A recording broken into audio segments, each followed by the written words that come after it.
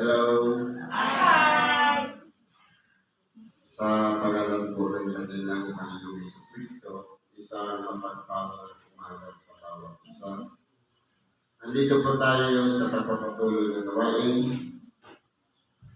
na kung saan meron tayong mga sitas, pagbasahin, pag-aralan, pagbilay-bilayan, upang ito'y maging daan upang magamit natin sa ating pang-araw-araw na pamumuhay. Ngayon, tuloy natin ang ikalawang sitas. Sabi po sa Ebanghelyo ni San Lucas, sa Kapitulo 6, versikulo 27 hanggang 36. Katapat, sinasabi ko sa inyong nangakikinig, ibigin ninyo ang inyong mga kaaway, gawan ninyo ng mabuti ang nangapupuot sa inyo. Sa ordinaryong kalagayan ng tao, mahirap po yan gawin. Pero, ang tawag yan, salita ng Diyos. Tayo po ay mayroong kaaway. Halimbawa, may gusto tayong gawin, hindi siya sumasang-ayon ang tingin natin sa kanya kaaway na against nga eh. Pero, sabi niya, sinasabi ko sa inyong nangakikinig. Ibig sabihin, yung bukas lang ang unawa. May tayo na nga, pero ayaw naman tumanggap. Kasi po, pag sinasabi ko sa inyong nangakikinig, attentive, bukas ang tayo na. Pero kung halimbawa, napapakinggan mo ang salita ng Diyos, tapos bumubulong-bulong ka, hindi ka kasama doon sa nangakikinig. Kasi po, ang nangakikinig ay pagsuko. Gaano man sa kasakit, pag tinatamaan ng ating pakinig, pakiramdaman natin yan, hindi po yan salita ng nagsasalita din sa unahan. Salita yan ng Diyos. Kung duda ka pa, may banal na kasulatan ka, basahin mo rin bakit mali yung binasa ko. Yan po ang salita ng Diyos. Ngayon, kung kasama tayo sa nangakikinig, ano ang sabi niya? Ibigin ninyo ang inyong mga kaaway. Sino ang pinakaunang kaaway natin? Sarili natin. Ang tao, binubuo ng katawan, binubuo ng kaluluwa at espiritu. Ang nasa ng espiritu, sumunod sa kalooban ng Diyos. Ang nasa naman ng katawan, walang iba yung nasa nito. Ang tawag, pita ng laman. Mga makalamang gawa. Ngayon, maglalaban siya. Kasi ang nasa ng Espiritu sumunod sa kanya. Ang nasa kanya nito, yung lahat ng nakikita sa sanlibutan. Kung saan doon ang mas malakas, doon po papunta ang ating kaluluwa. Kaya kung tayo, mas malaki ang chance na palagi tayong sinusunod natin ang kalooban ng Diyos, maliligtas ang ating kaluluwa. Pero kung nananaig ang makalaman, hindi po natin maikakaila ang Espiritu kasama po siya sa mababa. Bakit po? Kasi sabi dito, ibigin ninyo ang inyong mga kaaway. Pag sa makalaman ng pag-iisip, hindi po gagawin yan. Kaaway mo na nang ibigin mo pa. Pero sa maka-espiritual na kalagayan, kung tayo kasama doon sa nangakikinig, pagkaaway mo siya, magiging advance ang pag-iisip mo. Ibig sabihin, meron ka rin pagpapahalaga sa iyong kaaway.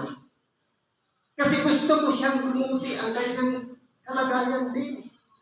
Kung tayo nagiging isang matuwid, nagiging isang banal, gusto natin siya rin. Kung advance tayo mag-isip, yung kaaway natin dapat ipanalangin natin siya, maglinaw ang pag-iisip nang sa ganun dumating din siya sa punto na siya'y tumanggap ng salita ng Diyos, magsisi, magbalik loob sa Diyos, at baguhin niya ang kanyang pagkatao. Ganun po yun. Kaya, kung sa kalagayang tao, hindi po natin yan kaya. Kaya nga, nag-iwan siya dito ng mang-aaliw ng Espiritu Santo na siyang magiging kaagapay natin na palagi natin hinihinga ng tulong para turuan tayo na magawa natin ang kalooban ng Diyos. Kasi po, kung sarili lang nating pagpapasya o desisyon, mahirap po. Pero kung kalooban ng Diyos, nandiyan nananahan ang Espiritu sa atin, wala pong imposible. Hindi po ba? Kaya, kapag nandiyan ang Espiritu Santo, didiktahan tayo, ganito ang gawin mo, idalangin mo siya para tuminok na, para magbago na siya. Hindi ba ga? Nakahikaya tayo na galing sa masama papunta sa kabutihan. Meron po kasi tayong naturalisa ng ating katawang laman. Kaya nga, meron tinatawag na pagbabago. Hindi ba ga? Sabi nga, sa palaging, di ba marami na yung mga, you must be born again. Kinakailangan ipanganak na muli. May mangyayaring pagbabago sa ating pagkatao para hindi na natin masunod ang mga gawa ng laman. Yung mga nakasanayan natin, dapat magkaroon ng pagbabago doon. Dapat masunod na yung nasa ng Espiritu. Ito na yung bagong nilalang, bago na nating pagkatao. Na kung dati na tayo noon ay madaya, ngayon hindi na. Tapat na tayo. Ganun po dapat, mayroon ng pagbabago sa ating pagkatao. Sabi nito, pagpalain ninyo ang sa inyo'y sumusupa at ipanalangin ninyo ang sa inyo'y lumalayo. Kapag sinumpa tayo, pagpalain mo ba? Hayaan mo lang siya. Ibig sabihin yan, tinuturuan tayo dito, huwag mag-response ng masama sa gumagawa ng masama. Kundi, ang gawin natin response sa kanila. Pagpalain ang mga sumusumpa at ipanalangin ang lumalayo. Kung ganito, ginaganda na tayo ng Espiritu Santo, madali na lang kung gawin yun. Sabi sa Bicol, pasil na sana yan. Bakit po? Sabi dito, sa sumambal sa iyong pisngi, iharap mo naman sa ang kabila. At ang sa iyo'y mag-alis ng balabal, huwag mong itanggi pati ng iyong tunika. Hindi ba ang sampal masakit? Ibibigay mo pa yung kabila?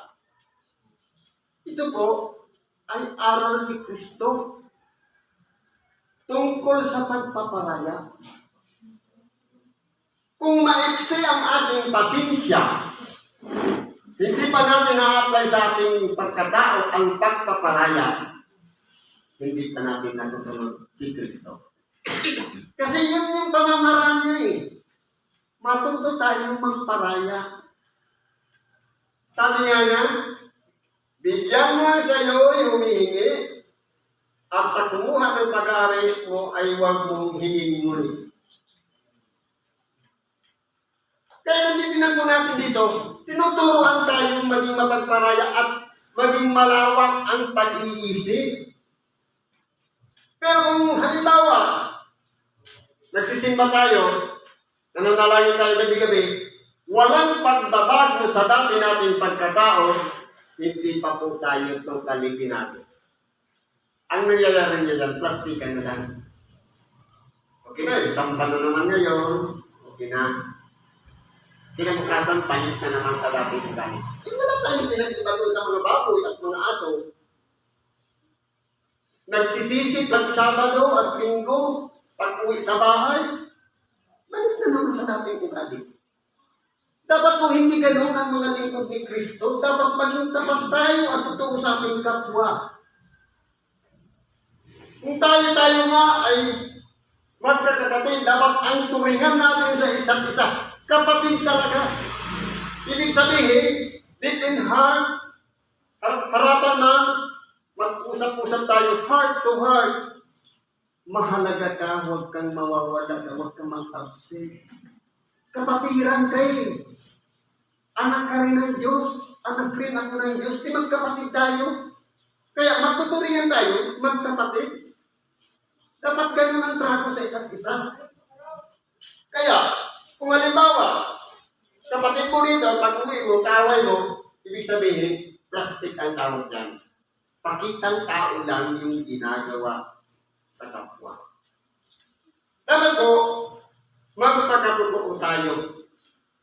Kinakailangan yung salita ng Diyos, maitanim talaga dyan sa ating pag-iisip, dito sa ating puso, upang sa ganun magbago talaga tayo ng ating asal. Dapat hindi na bumalik yung dati nating pagkatao. Ano ba sabi dito? At kung ano ang ibig ninyo sa inyo gawin ng mga tao, gayon din naman ang gawin ninyo sa kanila. Maiksing verse, pero napakamakahulugan.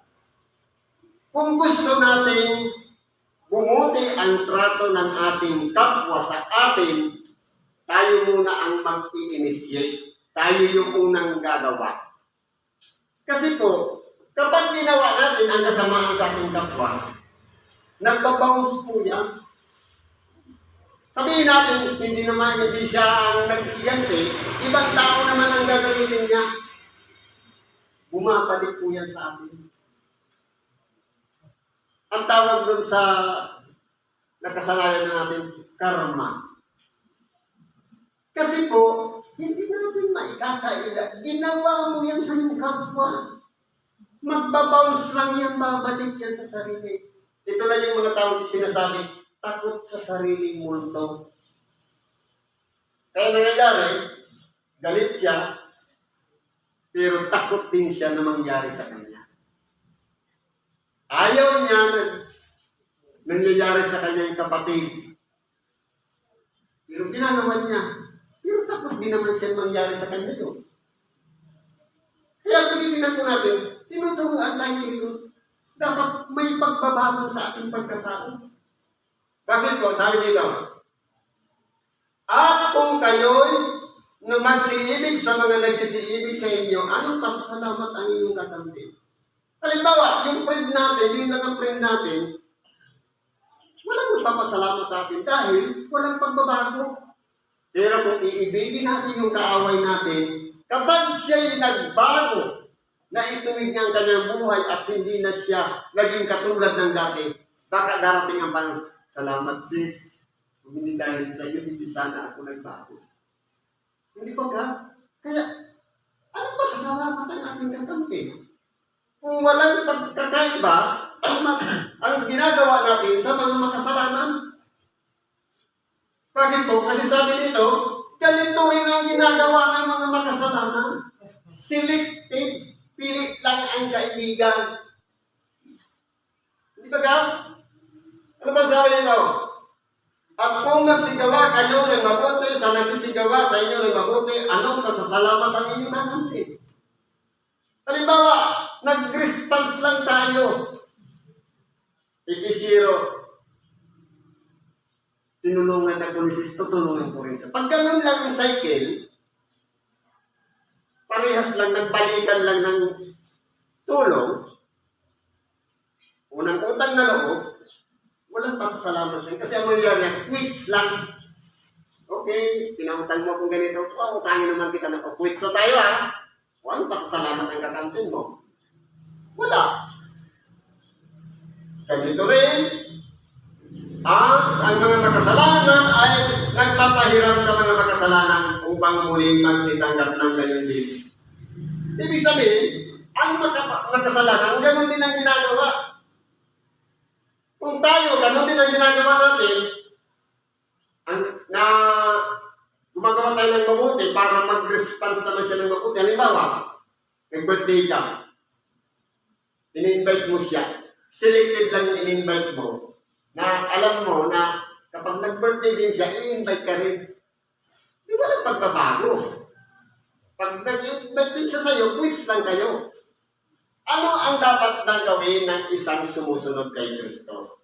Maya-maya, sabi dito. Datapwat, ibigin ninyo ang inyong mga kaaway at gawa ninyo sila ng mabuti.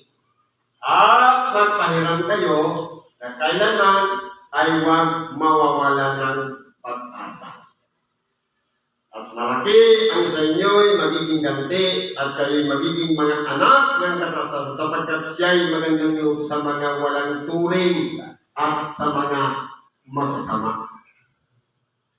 Ngayon po, kung titingnan po natin dito, tinuturuan tayo dito ng ating dakilang Panginoon. Ibigin ang kaaway. Dapat palawagin natin ang pag-iisip para mai-apply natin yung pag-ibig sa kaaway. Dapat may pagbabago na sa ating buhay. Marunong na tayong gumawa na idalangin yung mga palaging inaaraw-araw tayong nililibak. Tinutuya, kinakantsawan, lahat ng gumagawa sa atin ng masama, idalangin natin yan. Sila upang maglinaw ang ating pag-isip. Dahil kung hindi natin yan ginagawa, katulad lang tayo sa mga makasalanan, walang pinagkaiba. Kasi gawain din yan ng makasalanan. Yung kaaway-kaaway, tayo, hindi natin kayang idalangin yung kaaway natin, kaaway pa rin natin, hindi mo na tayo pinagkaiba sa makasalanan. Sayang lang yung pagmamatuwid natin. Di ba gano'n? Sabi pa, mga pahiram kayo sa kailanman ay huwag mawawalan ng pag-asa. Ibig sabihin, gumawa tayo ng kabutihan sa ating kapwa na walang response. Maalalim niyo yung talinhaga doon sa feeding ng kasalan. Kapag mag-i-invite ka doon sa mga pingka, bulag, pilay, na walang kakayahang mag-response kung ibalik sa atin yung ating ginawang kabutihan sa kanila. Ganun po dapat ang pag-ibalik na ng isang sumusunod sa ating nakilang Panginoong Kristo. Kumbaga, ang balik, inaasahan natin yan sa pagbabalik ng ating dakilang Panginoon. Doon na po yung response, si Kristo na mismo ang magbibigay. Ito na yung sinasabi, mag-eat kayo ng kayamanan sa langit. Ibig sabihin, gumawa tayo ng mabuti doon sa ating kapwa na walang sukli. Na hindi, kumbaga, yung wala silang sukat, ikaganti sa atin. Kapagkat Diyos na po ang gaganti. Ngayon, gumawa tayo ng mabuti, naglimos tayo, alam natin walang sukat, ikaganti yun. Accountable na yun doon sa kay Lord. Siya na ang gaganti nun sa atin. Kasi po, yun na yung kayamanan sa langit na ginagawa natin kabutihan sa ating kapwa. Sabi nga, tayo'y magiging mga anak ng katasasan sapagkat siya'y magandang loob sa mga walang turing at masasama. Ano po yung mga walang turing? Walang utang na loob at mga masasama. Kung ang Diyos nga ay nagmamagandang loob sa mga walang utang na loob at mga masasama, dapat ganun din tayo. Dahil masasabi natin na kapag ginagawa natin yun, nasa panig na tayo ng Diyos. Kasi yun ang gawain ng Diyos. Yung mga walang utang na loob, nagpapakita pa tayo ng magandang loob. Ganun po ang Diyos. Walang utang na loob, pinapakitaan niya pa ng kabutihan. Kung yun ang ginagawa din natin, kapanig natin ang Diyos. Sabi nga, magiging mga anak ng kataas-taasan. Hindi ba napakasarap pakinggan tawagin tayong anak ng kataas-taasan? Kung marunong tayong magmagandang loob sa mga walang utang na loob at mga masasama.